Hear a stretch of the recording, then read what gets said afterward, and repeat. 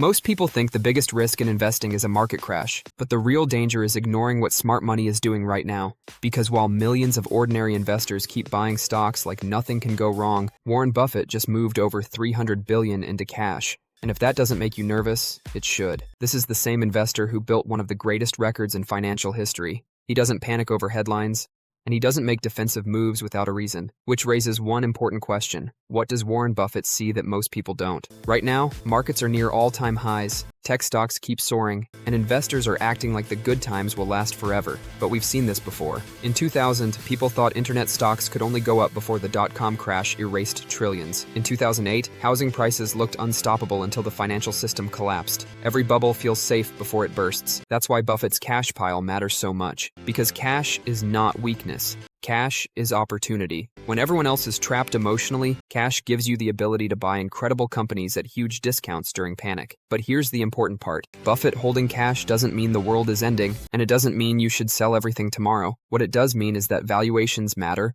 risk matters, and protecting your capital matters more than chasing hype. Most investors only focus on making money. Real investors focus on surviving first, then compounding wealth over time. And ironically, market crashes often become the greatest opportunities for patient investors. Every major recession eventually created new millionaires, not because they perfectly timed the market, but because they kept investing while everyone else panicked. That's the hidden power of long-term investing. Bear markets put high-quality assets on sale. And if you want a completely free, simple screener to help find high-quality stocks worth researching, check the link in the description. It's one of the easiest ways to filter for profitable businesses with strong fundamentals instead of blindly chasing hype stocks. Buffett's massive cash position also reveals something important. Even one of the greatest investors in history believes many companies are simply too expensive right now, and that should make every investor slow down for a second. Because when greed takes over the market, people stop asking dangerous questions. What happens if earnings slow down? What happens if consumers run out of money?